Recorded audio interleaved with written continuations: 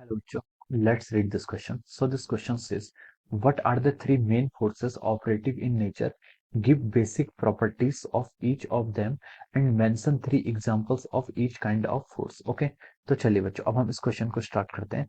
तो देखिए बच्चों, इस क्वेश्चन का की कॉन्सेप्ट आपका लिख सकते हैं। The key concept of this question, इस क्वेश्चन में हमें क्या बताना है?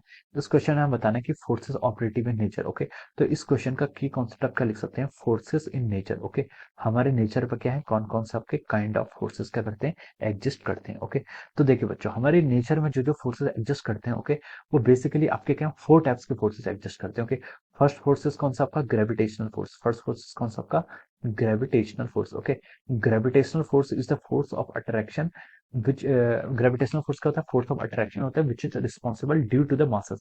Bye virtue of the masses क्या होता है आपका, ग्रेविटेशनल फोर्स क्या लगता है। ओके, ग्रेविटेशनल फोर्स को हम लिखते हैं F equal to ji M1 M2। मान लीजिए दो ऑब्जेक्ट हैं जिनका मासेस है, ओके, आर स्क्वायर। आर क्या है, डिस्टेंस ऑफ सेपरेशन बिटवीन दो masses. Okay, so this is the gravitational force, it act by virtue of the masses. Okay, second type का आपका फोर्स कौन सा आता है, सेकंड आपका इलेक्ट्रोमैग्नेटिक फोर्स बोल दीजिए। क्या बोल दीजिए, आपका electromagnetic force. Okay, electromagnetic force से मेरा मतलब है जो आपका कोलम्बिक फोर्स होता है। क्या होता है आपका, कोलम्बिक फोर्स होता है। इसके अंदर आपके बहुत टाइप्स के फोर्सेस आते हैं, बट मेजरली हम ये बोल सकते हैं कि इलेक्ट्रोमैग्नेटिक फोर्स किसके कारण आता है, this appears because of the charges, charges के कारण आता है। ओके, ये आपका इलेक्ट्रोमैग्नेटिक फोर्स है। जैसे आपका कोलम्बिक फोर्स होता है, this is an example of electromagnetic force. Okay, ये क्या होता है आपका, K E into Q1 Q2 divided by R square. K E क्या आपका इलेक्ट्रोस्टैटिक कांस्टेंट, Q1 Q2 क्या आपका product of charges, and R square क्या आपका डिस्टेंस ऑफ सेपरेशन। ओके, का स्क्वायर। ओके, ये आपके चार्जेस के कारण आता है। जैसे आपको जो नॉर्मल फोर्स होता है, नॉर्मल फोर्स भी क्या होता है आपका इलेक्ट्रोमैग्नेटिक फोर्स के अंदर अंडर की कैटेगरी में आता है। ओके,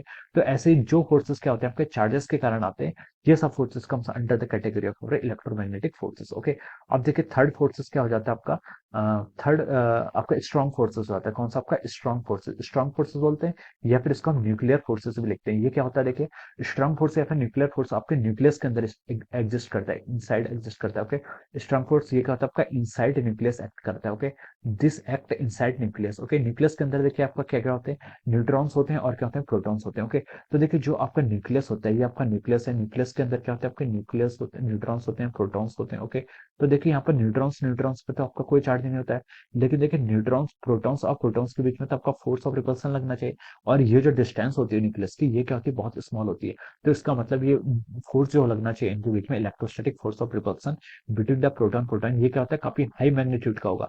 लेकिन देखिए इनके अलावा भी यहाँ पर इलेक्ट्रोस्टैटिक फोर्स के अलावा भी प्रोटॉन्स प्रोटॉन्स और प्रोटॉन्स न्यूट्रॉन्स या फिर न्यूट्रॉन्स प्रोटॉन के बीच में क्या लगता है, एक ऐसा फोर्स लगता है जो कि यहाँ पे इंडिपेंडेंट ऑफ चार्ज होता है। क्या होता है आपका, इंडिपेंडेंट चार्ज होता है, और इसका मैग्नीट्यूड क्या होता है, बहुत हाई होता है। तो इसे हम क्या बोलते हैं, आपका स्ट्रॉन्ग फोर्स बोलते हैं। Due to this strong forces आपका न्यूक्लियस क्या होता है, स्टेबल हो पाता है। ओके, अदरवाइज इलेक्ट्रोस्टैटिक रिपल्सन के कारण ये आपका ये क्या है, न्यूक्लियस है वो आपका एग्जिस्ट ही नहीं करता। ओके, तो ये आपका एक स्ट्रॉन्ग फोर्स एग्जिस्ट करता है। एक फोर्स होता है आपका वीक फोर्सेस। वीक फोर्स क्या होता है, देखिए वीक फोर्स होता है आपका, ये आपका लेप्टॉन्स वेरिएंस या फिर हम लेप्टॉन्स लेप्टॉन्स के बीच में क्या करता है, एक्ट करता है। ओके, इसको हम ऐसे समझते हैं, जैसे आपके जो लेप्टॉन्स होते हैं, लेप्टॉन्स क्या होते हैं आपके, लेप्टॉन्स हम बोलते हैं आपके जो लाइट वेटेड पार्टिकल्स होते हैं। क्या होते हैं आपके, लाइट वेटेड पार्टिकल। और वेरियंस क्या होते हैं, जिनका मास ज्यादा होता है, हैवी वेटेड। ओके, इसमें आते हैं जैसे आपका इलेक्ट्रॉन्स आ गया, आपका म्यून्स आ गया। ओके, आपका क्या हो गया, न्यूट्रॉन्स हो गया।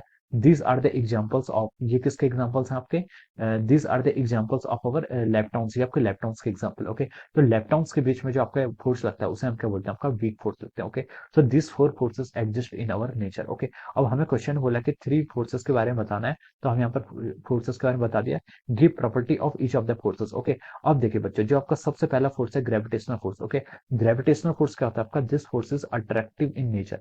ग्रेविटेशनल फोर्स क्या होता है आपका, ऑलवेज क्या होता है, अट्रैक्टिव इन नेचर होता है। ओके, ग्रेविटेशनल फोर्स आपका कभी भी क्या हो सकता है, रिपल्सिव नहीं हो सकता। ओके, ग्रेविटेशनल फोर्स किसके कारण आता है, due to the masses, masses के कारण आता है। तो हम बोलते हैं कि it is this force is always attractive in nature. Okay, ये क्या होता है, this force work on the principle of inverse square law. ये आपका इनवर्स स्क्वायर लॉ को क्या करता है, फॉलो करता है। इनवर्स स्क्वायर लॉ का मतलब 1/r² के प्रोपोर्शनल होता है। ओके, और लिख सकते हैं, देखिए जो आपका ग्रेविटेशनल फोर्स है, ये क्या होता है आपका, this is long range force, यानी कि आपका काफी हाई रेंज तक क्या करता है, वर्क करता है। ओके, जैसे आपके प्लैनेट्स के बीच के डिस्टेंस होते हैं, distance between the sun and earth, ये क्या काफी लार्ज है। ओके, तो हम बोल सकते हैं यहाँ पर आपका क्या करता है, ग्रेविटेशनल फोर्स क्या करता है, एग्जिस्ट करता है। ओके, और इसका जो मीडिएटिंग पार्टिकल होता है जिसके कारण ये पॉसिबल हो पाता है उसे हम क्या बोलते हैं, आपका graviton. Graviton is the mediating particle. Okay, ये आपका सेंट्रल फोर्स है और कंजर्वेटिव होगा। Okay, second force electromagnetic. Electromagnetic force देखिए आपका अट्रैक्टिव भी हो सकता है, it as well as repulsive. ये आपका क्या हो सकता है, अट्रैक्टिव भी हो सकता है, रिपल्सिव भी हो सकता है, depending upon the charges. Charges पर डिपेंड करता है। लाइक चार्जेस क्या करते हैं, एक दूसरे को रिवेल करते हैं, और अनलाइक चार्जेस क्या करते हैं, अट्रैक्ट करते हैं। ओके, तो हम बोल सकते हैं आपका ये क्या हो जाएगा, आपका ये आपका क्या हो जाएगा, आपका इलेक्ट्रोमैग्नेटिक फोर्स की एक प्रॉपर्टी होगी। और दूसरा ये भी आपका इनवर्स स्क्वायर लॉ को फॉलो करता है, this follows inverse square law. ये क्या हो जाता है, आपका इनवर्स स्क्वायर लॉ को फॉलो करता है। और क्या बोल सकते हैं इसके बारे में, इसका जो मीडिएटिंग होता है वो क्या होता है, आपका फोटोन्स होता है। फोटोन्स क्या होता है, इसका मीडिएटिंग पार्टिकल होता है, जैसे यहाँ पर ग्रेविटॉन था। और ये भी क्या होता है, आपका लॉन्ग रेंज फोर्स होता है। ये भी क्या होता है, आपका लॉन्ग रेंज फोर्स होता है। ओके, अब देखिए एग्जांपल्स देखिए, ग्रेविटेशनल फोर्स के एग्जांपल हो जाएंगे, जैसे कोई भी दो मासेस हैं उनके बीच में जो फोर्स लेगा वो आपका ग्रेविटेशन हो गया। अर्थ और मून एक सिस्टम है, अर्थ और सन एक सिस्टम है, इनके बीच क्या कौन सा फोर्स है, ग्रेविटेशनल फोर्स है। ओके, तो जितने भी आपके सैटेलाइट्स हैं जो अर्थ के अराउंड रिवॉल्व कर रहे हैं, तो वो सब क्या है, ग्रेविटेशनल फोर्स के कारण स्टेबल हो पाते हैं। हम देखिए अर्थ के सरफेस पर खड़े हैं, हमारे ऊपर क्या लग रहा है, ग्रेविटेशनल फोर्स लग रहा है। ओके, इसीलिए हम क्या है, अर्थ के सरफेस पे एग्जिस्ट करते हैं। So these are the examples of gravitational force. Okay, similarly electromagnetic force के एग्जांपल क्या लिख सकते हैं, देखिए कोई भी चार्जेस के बीच में जो फोर्स लगता है वो आपका इलेक्ट्रोमैग्नेटिक क्या हो जाता है, फोर्स हो जाता है। ओके, इलेक्ट्रोमैग्नेटिक फोर्स हो जाता है। ओके, जैसे आप जो आपका लाइटनिंग होती है, जो आपकी क्या होती है, लाइटनिंग होती है, this is an example of our electromagnetic force. ये किसका एग्जांपल, आपका इलेक्ट्रोमैग्नेटिक फोर्स का। ओके, हम अर्थ के ऊपर खड़े हैं, अर्थ हम पर क्या लगा रही है, आपका अर्थ हम पर एमजी फोर्स लगा रही है, ग्रेविटेशनल फोर्स लगा रही है। ओके, लेकिन जो सरफेस है, अर्थ की सरफेस है, ये हम पर क्या लगाएगी, नॉर्मल फोर्स लगाएगी। This normal force is again an example of the electromagnetic force. ये किसका एग्जांपल है, इलेक्ट्रोमैग्नेटिक फोर्स का एग्जांपल है। ओके, और जैसे हम बोल सकते हैं, जब हम क्या करते हैं, कॉम कॉम को अपने हेयर से पास कराते हैं, तब भी कॉम क्या हो जाती है, आपकी चार्ज हो जाती है। This is also an example. Okay, frictional electricity के थ्रू भी हम बोल सकते हैं कि this is also an example electromagnetic force.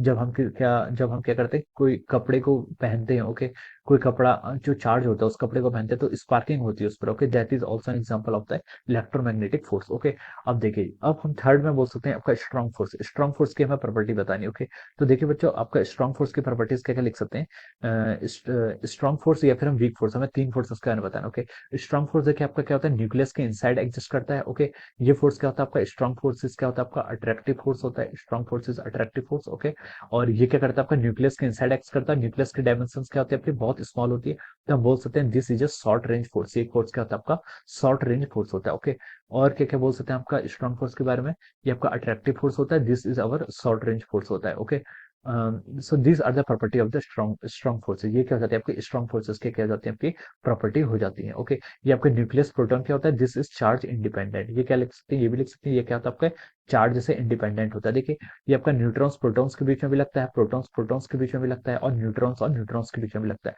तो ये जो फोर्स है, ये क्या होता है, आपका चार्ज से क्या होता है, इंडिपेंडेंट होता है। Okay, this force is independent of the charges. Okay, अब देखिए, अब जो आपका वीक फोर्सेस क्या होते हैं, वीक फोर्सेस आपका देखिए लेप्टॉन्स लेप्टॉन्स के बीच में लगता है। ओके, जो आपके एलिमेंट्री पार्टिकल्स होते हैं जैसे इलेक्ट्रॉन्स न्यूट्रॉन्स, इनके बीच में क्या लगता है, आपका वीक फोर्सेस लगता है। ओके, वीक फोर्सेस क्या होते हैं, ये आपके वीक फोर्सेस आपके अट्रैक्टिव फोर्स होते हैं, और अट्रैक्टिव भी होते हैं और रिपल्सिव दोनों फोर्सेस हो सकते हैं। ओके, अब देखिए, ये आपका देखिए, जैसे आपका जो बीटा डीके होता है, बीटा डीके क्या होता है, न्यूक्लियस के इनसाइड होता है, उसमें क्या होता है, आपका neutrons is converted into protons plus electrons. Okay, ये आपका क्या होता है, और एक एंटी न्यूट्रॉन क्या होता है, रिमूव होता है। Okay, so this is beta minus decay. ये क्या होता है, आपका बीटा माइनस डीके होता है। ओके, तो यहाँ पर जो फोर्स लगता है बिटवीन द पार्टिकल्स, ये क्या टाइप का फोर्स है, this is again an example. ये किसका एग्जांपल है, this is an example of the weak force. ये क्या आपका वीक फोर्स का क्या है, एक एग्जांपल है। ओके, तो इस तरीके से हम क्या कर सकते हैं, इसको यहाँ पर समझ सकते हैं। Okay, so these are the examples of the weak forces. ये क्या हो गया, आपके वीक फोर्सेस के एग्जांपल हो गए। ओके, जो वीक फोर्सेस होता है ये भी आपका बहुत ही शॉर्ट रेंज फोर्स होता है, जिसकी आपका